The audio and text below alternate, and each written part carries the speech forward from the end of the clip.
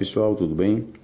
Nós vamos iniciar agora a sexta aula referente às análises que nós estamos fazendo das questões discursivas presentes no Exame Nacional de Acesso ao Profiletras, né?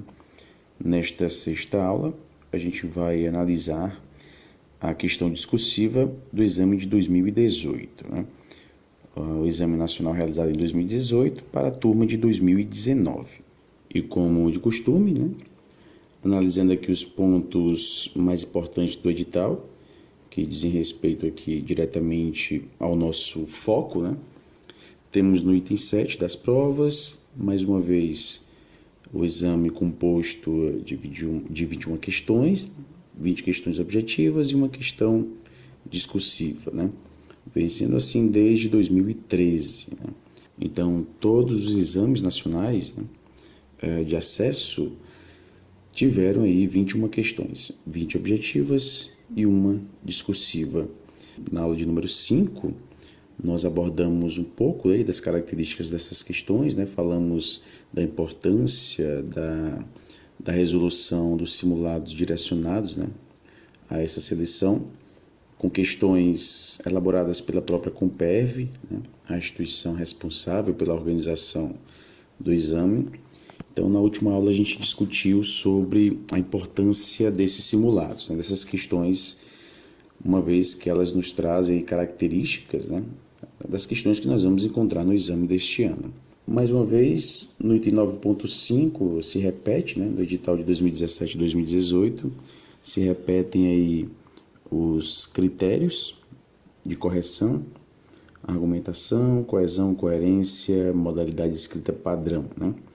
Destacamos anteriormente a importância aí do critério argumentação, uma vez que é o critério que tem a maior pontuação, né? 4 pontos. Destacamos também a importância das leituras, né, dos textos acadêmicos que nós recomendamos para justamente enriquecer a sua argumentação, né? Então, para não ficar muito repetitivo, a gente vai pular alguns pontos, porque nós já discutimos bastante esses pontos em aulas anteriores. No anexo 2, o conteúdo programático se repete em relação ao edital anterior, já falamos aí de todos esses pontos, né, nas aulas anteriores. Lembrando que em algumas aulas, né, a gente acabou se estendendo um pouco, a gente teve de dividir as aulas em algumas partes. Então, nós estamos aqui na nossa aula de número 6, com foco na produção discursiva. Quanto à escrita do texto, também se repete, né? Mais uma vez aí, a produção de um texto argumentativo em prosa.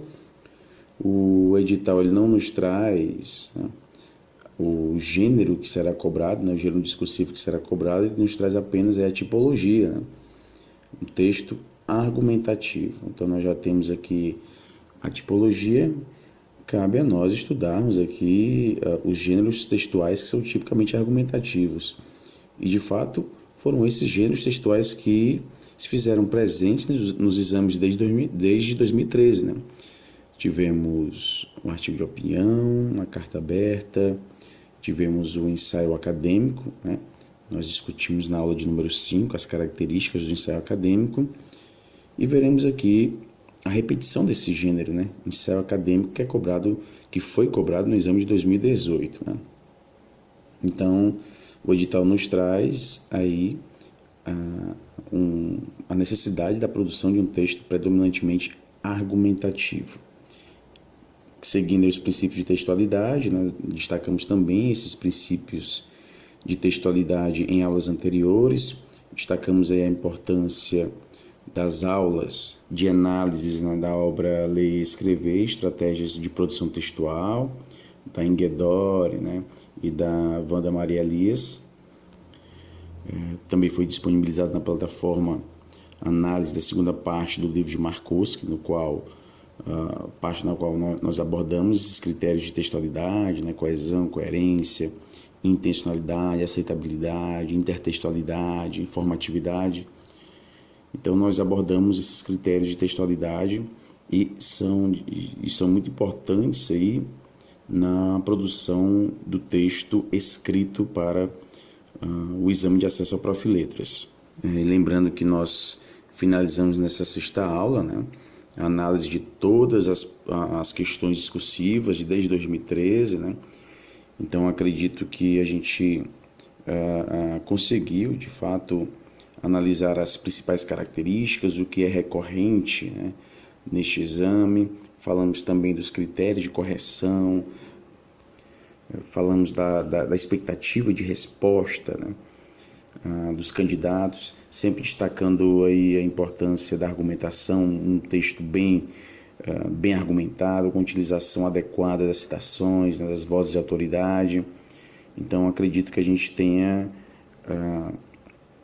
conseguido aqui trazer as principais características, né, dessa prova discursiva que vem ocorrendo aqui no exame de acesso ao Profiletras. Então, vamos aqui à prova discursiva de 2018. Participar de uma discussão sobre avaliação escolar é confrontar pontos de vista os mais diversos. Nesse sentido, considerando a importância social e política do ato de avaliar no fazer educativo, quase sempre vinculado à noção de qualidade, não há como evitar o debate. Proposta de produção textual. Considerando essa temática e seus conhecimentos prévios sobre o tema, produza um ensaio acadêmico no qual você assuma um posicionamento, com base em evidências e argumentos sólidos sobre a questão abaixo. A avaliação escolar interfere na qualidade da aprendizagem dos estudantes do ensino fundamental? Nas instruções, nós temos que o ensaio acadêmico deverá obrigatoriamente atender às seguintes exigências, que são as mesmas exigências dos exames anteriores, né? E nós já discutimos isso. Então, fazendo agora uma leitura mais atenta, né, alguns pontos principais, nós temos a situação, participar de uma discussão sobre avaliação escolar. O que nós já discutimos nas aulas anteriores, pessoal, é que geralmente os excertos que são trazidos para a prova discursiva, vocês podem ver nas provas anteriores, né? Há excertos utilizados, há pequenos textos, né, que nos ajudam a construir a situação enunciativa. Então, essa situação enunciativa, que é construída por meio desses excertos, por meio desses textos que vêm antes do próprio comando da questão, né? O comando da questão a gente tem na proposta de produção textual. Então, antes disso, a gente tem textos que nos ajudam, né, a construir uma situação enunciativa. Essa situação enunciativa, ela vai estar presente na introdução do nosso texto.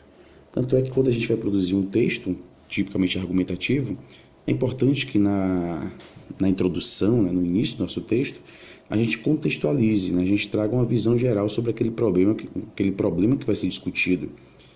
E essa visão geral, geralmente ela está presente nos excertos, né, que o exame nos traz, nos textos anteriores aí à proposta de produção textual, né, eles trazem uma situação enunciativa, né, eles contextualizam. A gente pode utilizar muito bem esses textos para produzir especificamente a introdução do nosso texto, né? Então, nós temos aqui participar de uma discussão sobre avaliação escolar. Quem já realiza pesquisas sobre avaliação escolar, é importante a gente compreender que esse conceito, né, de avaliação, assim como o conceito de gramática, que a gente também já discutiu anteriormente, né, não é um conceito simples. Quando a gente fala em avaliação escolar, existem diversos tipos de avaliação, né? Nós temos avaliação diagnóstica, avaliação formativa, avaliação somativa. Afinal, de que avaliação a gente está falando, né? E é interessante quando você traz isso para o seu texto, porque, veja bem, na prova discursiva, na proposta de produção textual, não há referência a esse tipo de avaliação. Mas quando você traz para o seu texto, dizendo da importância da avaliação diagnóstica, formativa, somativa, ou mesmo dizendo que não existe apenas um tipo de avaliação, você está trazendo um conhecimento que vai além do que está aqui. Então, a pessoa que vai avaliar a sua produção textual, né, sabe que você tem conhecimento na área, tem leitura nessa área de avaliação, né? Então, é importante quando a gente traz informações que não estão presentes aí nos excertos, né? Então, que tipo de avaliação escolar é essa? Uma avaliação diagnóstica? Uma avaliação formativa? E que tipo de avaliação ocorre mais na escola, né? E quando há críticas à avaliação, a que tipo de avaliação é feita essa crítica? Quando a gente fala em avaliação, a gente pode citar aqui diversos tipos, né? Avaliação diagnóstica, formativa, somativa, avaliação escrita, tem a autoavaliação, avaliação cooperativa, né? Abordando especificamente essas avaliações que vocês podem ver aí na tela, nós temos a avaliação diagnóstica, né? Que geralmente ela ocorre no início de cada ciclo ou mesmo ano letivo, até porque fica mais fácil a gente detectar os erros, né? Os equívocos mais comuns cometidos por nossos alunos. Lembram daquela famosa redação sobre as férias, né, que a gente sempre fazia, né? Talvez vocês passem até para os seus alunos, eu não sei. Mas um dos grandes equívocos que eu vejo nessa redação sobre as férias é a falta de critérios, né? Então, o professor passa para os seus alunos a redação sobre as férias, sim, mas qual o gênero textual vai ser utilizado? Qual é o tipo textual que vai ser utilizado? Deve ser um texto narrativo, um texto argumentativo, e qual o gênero que vai ser utilizado? Então, quando a gente passa a produção textual para os nossos alunos, é importante a gente especificar qual é o gênero que a gente quer, né? Uma vez que a gente parte do pressuposto de que a comunicação ela se dá por meio de gêneros textuais. Então, se haverá uma produção textual, essa produção textual ela será veiculada por meio de um gênero textual. Então, qual é o gênero que você está pedindo? Até mesmo se você considerar redação escolar como um gênero, né? Que características tem essa redação escolar, né? Então, se você considera a redação escolar como sendo um gênero, então é importante você trabalhar as características desses gêneros com seus alunos, tá bom? Do que simplesmente passar redação sobre as férias e pronto. O menino vai e faz, não sabe que gênero seguir, não sabe que tipologia, se tem que ser narrativo, se pode ser só descritivo, enfim, né? Então, geralmente essa avaliação, essa redação sobre as férias, ela serve como diagnóstico, né? Deixa eu ver aqui como meus alunos estão, né? Como eu estou recebendo esses alunos. Aí você passa a produção textual para identificar os erros mais frequentes ou desvios mais frequentes, né? Então, muitas vezes essa redação sobre as férias, ela acaba servindo como uma espécie de avaliação diagnóstica, né? Já a avaliação formativa, ela tem como propósito informar o professor e o aluno, né, os resultados daquilo que ele vem aprendendo durante as atividades escolares, né? Então, essa avaliação formativa, ela vai possibilitar a reformulação de práticas, de objetivos, né? Então a gente pode dizer que essa avaliação formativa ela tem essa característica mais, digamos, diacrônica, né? Ela vai ocorrendo em vários períodos, né? A avaliação diagnóstica ela tem um aspecto mais pontual, ela ocorre em um determinado ponto, né? Em um determinado momento e gera dados para o professor, né? Para justamente ele diagnosticar como está a turma. Já a avaliação formativa ela tem esse caráter mais processual, né? Já a avaliação somativa ela tem essa função de classificar os alunos ao final de uma etapa, né? Seja um semestre ou mesmo um ano letivo. Isso considerando os níveis de aproveitamento que foram apresentados. Essa avaliação somativa ela tem como principal objetivo, né, avaliar de maneira geral o grau em que os resultados mais amplos têm sido alcançados. Isso ao longo e ao final de um curso. Nessa avaliação somativa, você pode considerar a soma de vários instrumentos avaliativos, né? Tem professor, por exemplo, que gosta de passar muitas atividades para os seus alunos e vai registrando a entrega dessas atividades, né? Então, vai marcando em uma folha, por exemplo, né, a entrega das atividades e vai somando os pontos desses alunos, né? Então, tem professor que utiliza a entrega de atividades como uma nota, a prova, né, como outra nota, soma as duas, divide por 2, aí daí a avaliação somativa. Então, a avaliação somativa ela pode compreender vários instrumentos avaliativos, né? Trabalhos, pesquisas, as provas. E assim, essa denominação avaliação somativa, né, ela aqui e ali ela costuma ser criticada por pesquisadores na área, né? Alguns como por exemplo a Lucchesi, né, defendem a utilização do termo resultados finais, né, no lugar de avaliação somativa, até porque esses resultados sempre serão positivos se forem construídos como resultados desejados. E para Lucchesi, a designação, a avaliação somativa, né, estaria fazendo relação a práticas que foquem muito, né, no fim do processo educativo.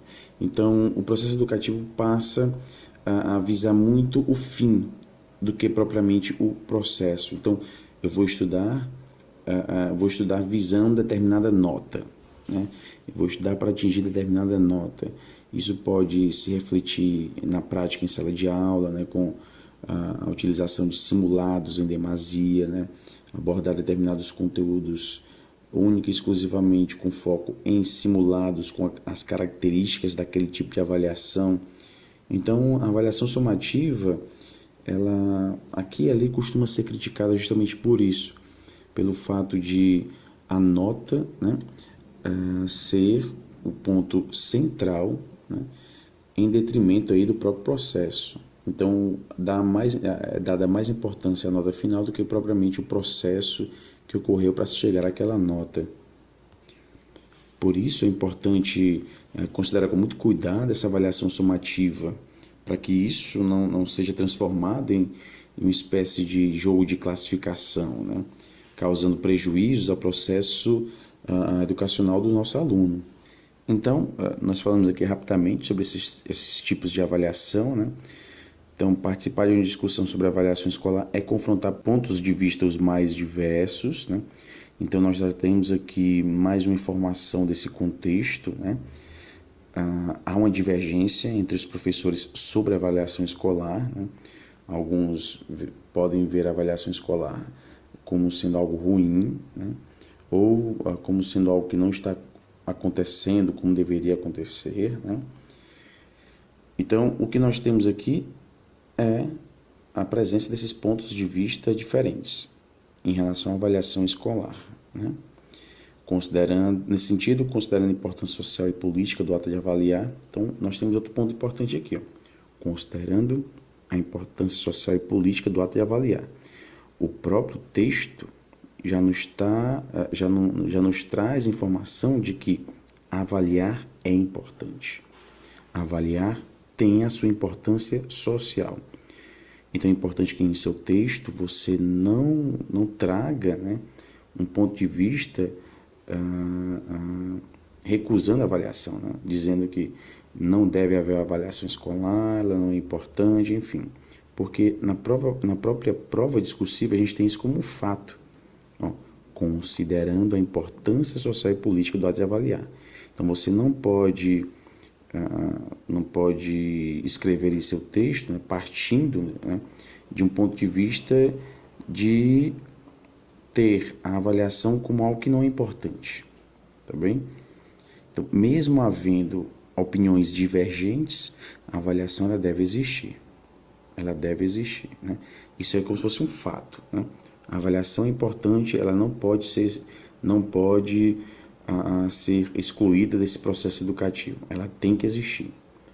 Pode haver as mais diversas interpretações, concepções de avaliação, mas ela deve existir, ok? Aqui a gente tem isso como uma espécie de fato, né?